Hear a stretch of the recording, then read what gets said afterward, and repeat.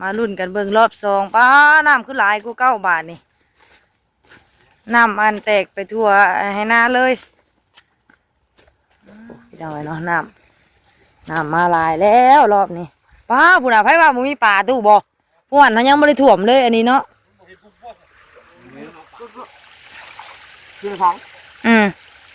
แต่นี่ก็ยังทางนึงเลยนี่ โอ้บ่ไงดูโอ้เป็นยังไงไปบ้านี่บ้าบ่อึ๊บปลาเค็งใช่เอาปลาเค็งบ่นั่นน่ะทอกยูหันไม่บ่อึ๊บโอ้แผนกถอกอันนี้ปลาลุงเลยอึ๊บปลาขี้หอยปลาตองปลาเค็งตั้งให้ไหมตุ้ยเพิ่นแบ่งก่อนเนี้ยแบ่งพูด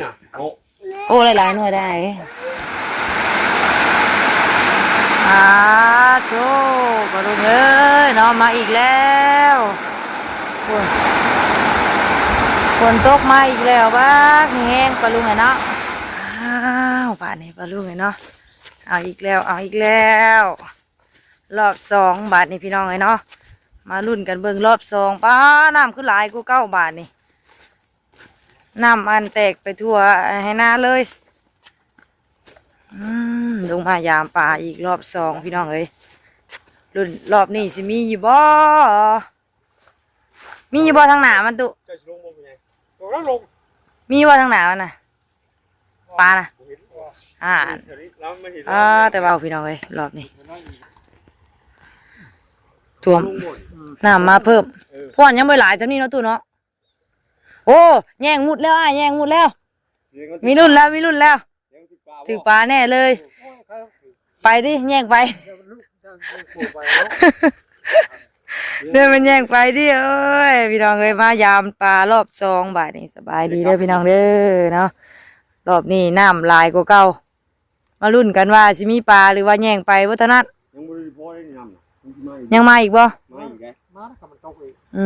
เขาอยากมาทางเหนือได้อยากมาตกทางเหนือเพราะว่าน้ำทางนั้นมันเขาปล่อยเขื่อนเนาะสุดลายคาดฝนตกหนาน้ำบริมาลุดออกประมาณชั่วโมงนึงแมนมาเบิดแต่นี่ว่าฝนไม่ได้แห้งได้นี่ก็ยังว่าอันนี้ก็ยังว่าน้ำออกเก่งพี่น้องไอ้น้องว่านี่ฝนตกแต่ว่านี่คือนี่ก็บริลายใส่เบิ่งให้ไปเบิ่งทางหน้าก็เฮ้ยใส่ถุงเท้าอีกผีทางนี้พี่น้องเลย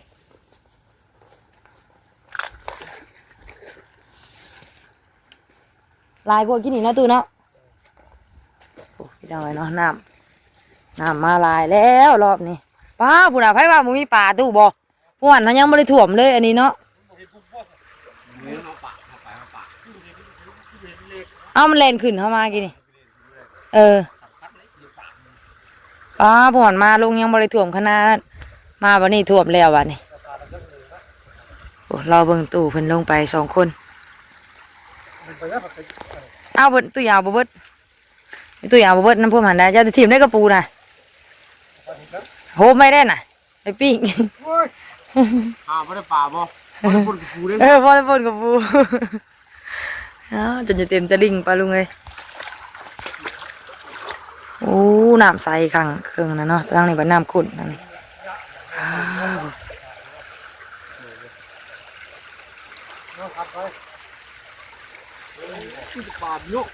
ใช่ปลานะ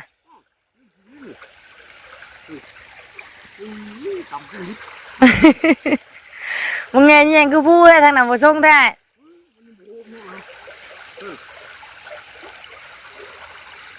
เพราะว่าเมื่อนั้นยังเห็นปลาแล่น้ำนี่เด้ทางหน้ามันนี่แต่ว่ามันนี่ยังบ่เห็นได้มันนี่ลงปลาแสดงว่าปลามันอยากลงอยู่มันเต็มมันโมโหงามมันเดี๋ยวเห็นอยู่ปลาลุงไงเนาะมันเล่นคืนมันเล่นกลับมาคืนใช่น่ะแกมาได้ไหมน่ะแกมาหาทางประตูเป็นไงเรายังยันเปียก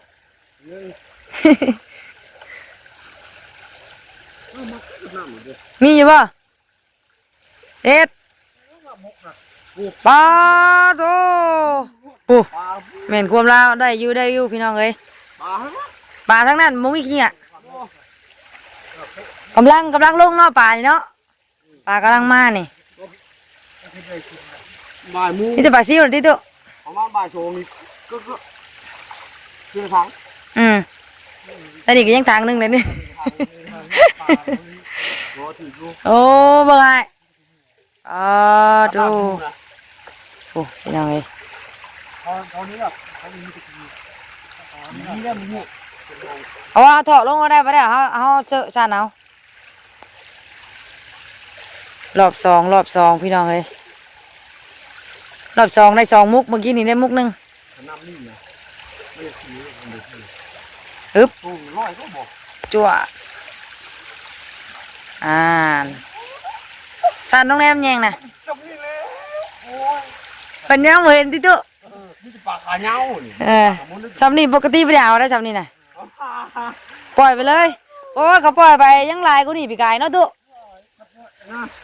เอาแล้วสิจะมาไปคิดรถอยู่เลย ปีนี้มันคือปีกายดิเด้น้ำกำลังลายเป็นอะไรนะพวนยังไม่ได้อันวิดนิ้วนี่ป่า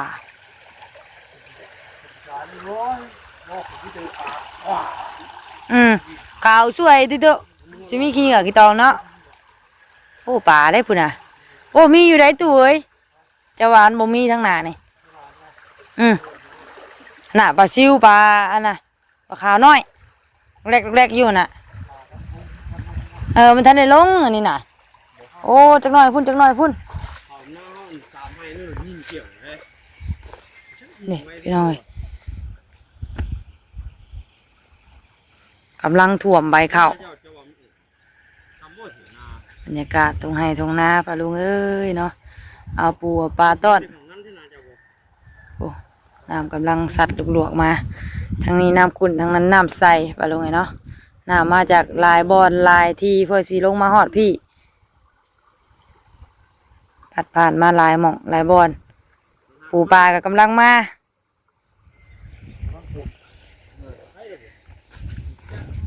น้ำโตนตัดพี่น้อยนางตูงข้าวเฮากำลังบีกำลังเตะ ฟังเองน่ะเอาพ่อเราฟังเองอ่ะ มาเอามา ดูไหมนี่นำอยู่บริษัทมันเห็นเป็น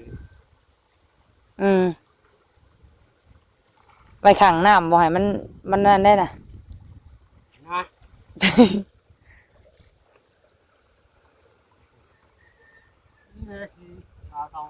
ปลาตองทั้งนั้นที่ตุเอาแล้วเธอมุกเธอห่อท่านได้มีหลายว่าเนาะน้ำยังปลายังบ่ทันลงให้ทนหอดยามลงปานใดปลาลุงไงเนาะ ว้ายไข่หัวเชอรี่โอ้ยขยำเป็นอาหาร พูดเดือด11พุ่นเอาตู้เนาะ ฟาดตัวหนานี่ เขาไม่ได้เอาได้กระถางหยาบนะได้เอ้ยเขาเอากระสอบผู้ใด เดี๋ยวว่าถูกกับมัน มีทั้งขี้เหงื่อมีทั้งขี้ตองโอ้ โอ้โห โอ้ปลาซิวกับตัวใหญ่ขึ้นนั่นนะตู้เนาะเนาะคุณน่ะได้อยู่เด้ แต่ปลาไตขนาดใหญ่ยัน โอ้ปลาขาวเฮ้ย ตะเกียบก็ยังอ่อนอยู่รอบมันเลนขวา ปลาขาวลายแท้พบหน่อยวินเนอร์ บัดหน้าพูดหรอวะบัดหน้าพูดจ้ะครับปลาเล่นขวบนะ เอาขึ้นไปถอกเป็นก่อนปลาลุงไงเนาะ ไข่ขนาดใหญ่ก็ยัง เอาไปป่านนี้พี่น้องเลยเอาขึ้นไปตอกแบ่งกันเมื่อมุกป่านนี้เนาะโอ้หน่าหยาไอ้นี่ขั้นนี่กับปันใด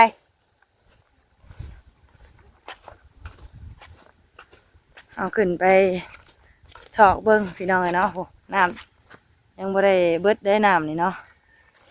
กำลังมาหลายอาจจะฝนอาจจะตกทั้งเหนือพุ่นปลาลุงเลยเนาะเพราะว่าทั้งเฮานี่ตกแต่เมื่อวานนี่นะกะดินยี่ซื้อบ่ได้แห้งเนาะแต่ว่าน้ำนี่ยังมาตลอดอยู่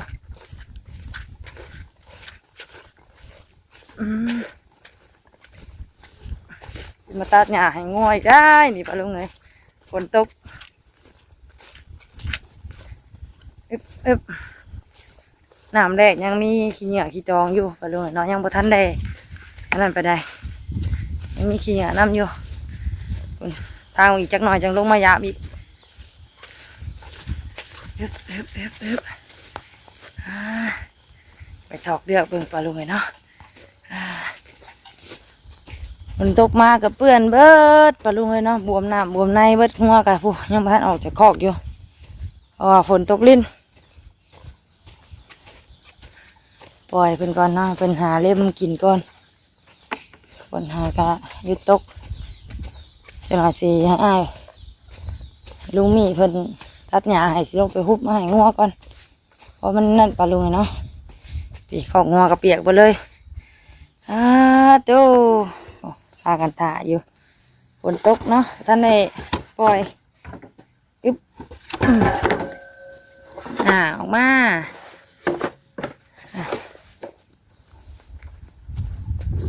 พาขึ้นให้ทางตุ้ยเบิ่งบัดนี้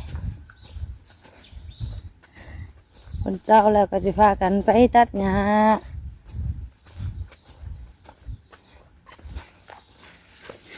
ฮึบ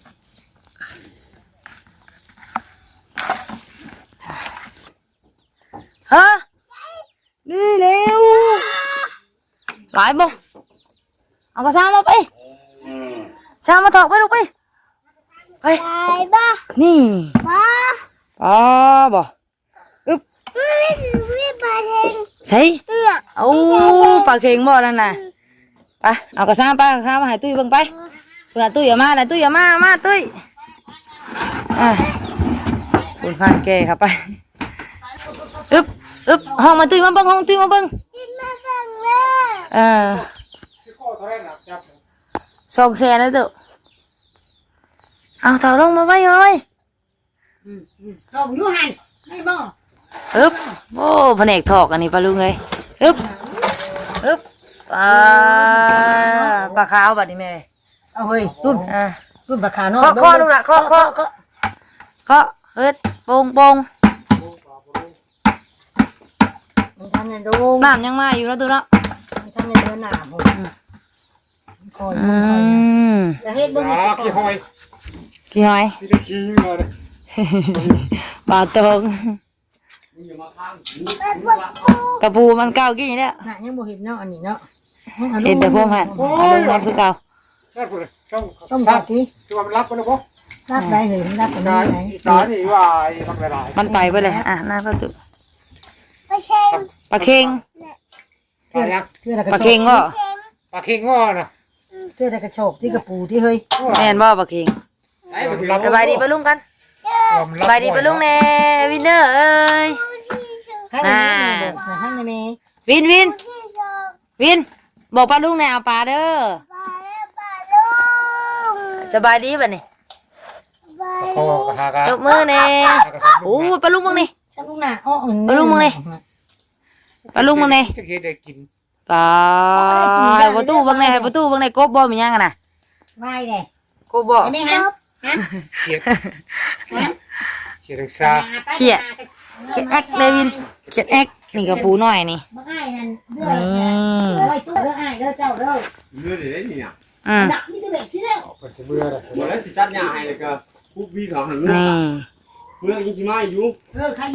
ใส่เมียงนะเมียงเลยนะกระปูบ่โอ้โหนี่ปลาขาวตัดกินน้อยจิบุมาเลยไม่ใช่เนี่ยเขาส่งมากับคืนเอาน่ะเอาคนกับคืนเอาถั่วไปเอาถั่วมาไปอย่าไปปล่อยต้องหันแม่ลูกอย่าไปปล่อยต้องหันเอาถั่วไปเอาถั่วแล้วไปตู้ไปไอ้ปิ้งให้นิวเด้อปลาขาวเด้อปลาเค็งอันน่ะลูกปลาเค็งก็เริ่มใหญ่แล้วบัดนี้นะตู้เนาะน่ะใครคืนกว่าเก่าอยู่เริ่มใหญ่แล้วบัดนี้ปลาเค็งตั้งให้มั้ยตุ้ยเป็นแบ่งก่อนเนี้ยแบ่งพูดโอ้หลายๆหน่วยได้ไม่ยังนะไม่ยังลูกเบิ้งจะไปมันไปเอาตู้เขาละเจี๊ยได้จ้ะได้อยู่ตีมันยังไงอ่อนมันนี่ยังนะยิบที่เข่าเคี้ยที่เข่าตุ้ยเราสิแบ่งตัวได้ของวิน อะไรของวินบอกตุ้ยเด้อ เราไม่ต้อง หายตู้นั่นในตี้หายตู้ก็พอมีนะลูก เอาไว้ ตู้ก็พอมีเนี่ย ยันมันโบได้ผู้ช่วยเลยมองเต็มเนาะ ได้แล้วกูตัวน่ะ ได้ผู้ช่วยอยู่ดอกเนาะ อืมว้าววินว้าว หลายมื้อถือเลยเนาะมาเนาะ แมนมือแรงมา ไปเฮ็ดยังไง มือแรงมา เพื่อนเพื่อนในคน เฮ็ดเรื่องบอกคือว่าไป เฮ็ด โอ้ เพื่อน เบิ่งกันบอกชื่อโทรศัพท์เบิ่งนี่บอกเฮ็ดเพื่อนทั้งช่วย มาวันนี้ไปช่วยคนน้ำท่วมบัดนี้ เพิ่นผักมาเพิ่นผักมาแล้วก็เฮ็ดเพื่อนให้เพิ่น แล้วไปซื้อเบียร์มากิน เฮ็ดเพื่อน อืมปลาเค็งคือกันแบ่งกันเมื่อมุกของมันพูดไปตุ้ยเพิ่นเก็บให้พ่อลุงมีน้ำปลาลุงไงเนาะ เพิ่นได้มกอีกเทื่อบัดมันมาอีกเด้อ เดี๋ยวไว้เดี๋ยวว้าว ปล่อยนี่มา จับได้บ่ เต้งมาเมียเขาให้ เพิ่น โธ่ปลาลุงเอ้ยเนาะมาอีกแล้วฝนตกมาอีกแล้วบ้าแห้งปลาลุงไงเนาะคนน่ะน้ำเต็มแองเต็มกระปุ้ยปลาลุงเอ้ยฝนตกตอนเที่ยงพี่น้องเลยเนาะหลังจากเขาขึ้นมาแต่เอาปูเอาปลาฝนก็มาอีกคือเก้าปลาลุงเลยเนาะด้วยลูกโตบรรยากาศฝนตกลิ้นปลาลุงเลยเนาะไปใส่บ่ได้แล้วด้วยลูกด้วยบางในบอกปลาลุงเบิ่งนี่นี่ปลุง ฝนตก จ้า เอาฝากเสียงให้ปลาลุงฝากเสียงให้ปลาลุงบ้างเลยฝนตก จ๊ก เอาปลา ปลา ปลาที่ไหน ไป ผู้อยู่พุ่นกับน้ำกำลังมาปลาลุงเนาะข่าวชั่วมาอยู่เบิ่งน้องกันบาทนึงน้องกันบาทนึงยังไงปลาลุงเบิ่งกันปุ๊บน้ำกำลังมาพี่น้องเลยฝุ่นเนาะเดียวลงไปลุ่มดูปลาลุงเนาะนายใหญ่ปุ๊บน้ำกำลังขาวชั่วมากหลายขั้วเก้าบาทที่ท่วมใบเข่าเลยปลาลุงเนาะดูอึ๊บโอ้ยบินเดินหน่อยอ่ะบินไปลุงเลยยังผมไม่ ต้องผมไม่บ่โอ้บอลลุงทุกคนจักกว่ารอว่าบอลลุงสิหรอบอลลุงรอว่าบินเดินได้จัดทรงผมใหม่รอว่าอึ๊บคนหน่อยให้แม่อุ้มบอลลุงเอ้ยเด็ดบอลลุงใจเดี๋ยวเราบอกบอลลุงในฝนตกกัน ปลุงจ๊กมา ตกแห้งซ้ จ๊กนั่งจ ำเอาปลาน้ำวินเด้อ ำกินเด้อ วินที่พาไปเอาปลาปลาอยู่ใจลูกบอกพระบุญแน่บอกพระบุญแน่ อาวุธปลามีแล้ว มาเด้อสินะมาเด้อเอาปลาเด้อพระบุญพระบุญเอ้ยเอาปลาน้ำวินเด้อคุณคุณบักแห้งหนึ่งพอลุงเอ้ยจากลงมาคุณน้ำเต็มกระพุ้ยเลยคุณทั้งนั้นก็ได้โจ้มันตกลินบดมือไปทางใดบ่ได้เด้อปลาลุงเอ้ยฝนตกไปทางใดบ่ได้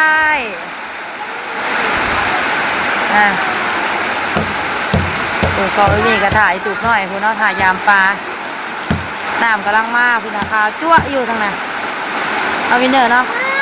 เป็นบ่อลูกห่านไปเบิ่งด้วยผู้ปัญหาก็เห็นว่าลูกไอ้น้ำลายใส่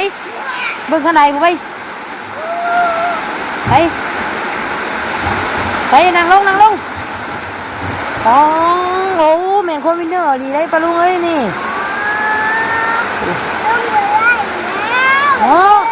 แม่นดีได้ผูกปลาลุงเลยเนาะผูกตกไหมลูกอ่ะคุณน่ะหน้ามาเลยผูกแม่นเบิดปลาลุงเลยเนาะขาวผูก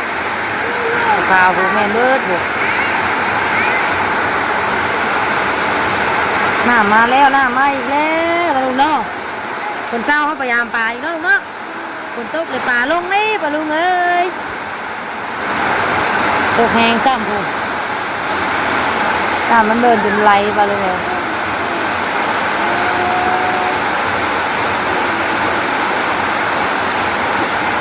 คนตกงัวกับบุมิหยากินแล้วแบบนี้เนาะเลินกับเปียกเบิดเลยเดินก็ได้มาลูกฝนตกตอนเที่ยงเด้อป้าลุงบรรยากาศตอนเที่ยงฝนตกดินโมเมนดินแล้วนี่เนาะฝนตกแห้งเลยแล้วนี่ น้าวินเนอร์ไปเซ่นะเดี๋ยวบอกแม่บอกได้เอาเกิบขึ้นมาไว้เทิงแม่บอกแล้วมันเปียกนะเกิบเจ้านะเอามาแม่กันจ่องอ่ะลูกกันจ่องไม่แม่ไว้เอามาบัดนี้มาขึ้นมาบัดนี้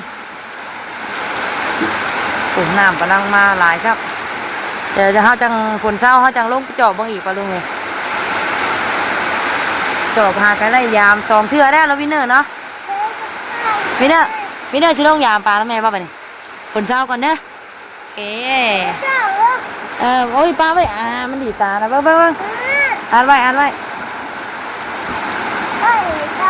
พอแล้วลูกพอแล้วไว้ก้างลงบัดยามปลาพี่ได้ลูกไว้เฮาบัดก้างลงบัดยามปลาเนาะเชื่อลงมานี่เชื่อลงมาได้นี่เชื่อชวนยามปลาบ่เชื่อยามปลามานไหนยามปลามานไหนก็กูไม่ยานตัว ฮะไม่ยาน วินบ่ยามมานบ่ไม่ได้ยานโอเควินมานเลยโอเคยาวน้ำกันเนาะลูกเนาะเนาะยาวน้ำกันเอาขึ้นมาบ่ลงนี่ไปถ่าก่อนไป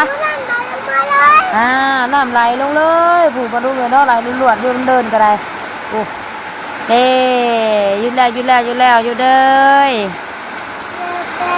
ไปปลาลุงไปบายปลาลุงจะหน่อยวิ่งจะพาไปยามปลาอีกเด้อออกปลาลุงเด้อจะหน่อยวิ่งเด้อจะพาไปยามปลาอีกฝนตกแห้งซ้ำนี่ไปขึ้นมาไปนี่ไปสับปลาลุงไงเนาะพบพ่อกันคลิปนะพี่น้องไงเนาะคลิปนี้ก็จะได้ขอลำลาปลาลุงเพียงสักนี้ก่อนเนาะแล้วหน่อยเอาสิพาลุงไปยามปลาอีกพี่น้องไงเนาะว่าหลังจากฝนตกยุดแล้วเนาะฝนตกแห้งแต่ก็ยุดเอาสิลุงไปยามปลาเบิ่งอีกว่าสิได้อีกบ่ปลาลุงเนาะเมื่อกี้นี่ให้ทางประตูก็พอมีเบิดเขาก็ไม่ได้เอาปลาลุงเนาะเพราะว่าเมื่อเช้านี่เขาเอาไปได้เอามุกอันตู้เป็นมุกเอาปลาลุงเนาะไปใส่ปลาลุงเนาะพบกันคลิปหน้าเด้อคลิปนี้ขอกล่าวเข้ามาสบายดีเพื่อสุขสุขคนเด้อ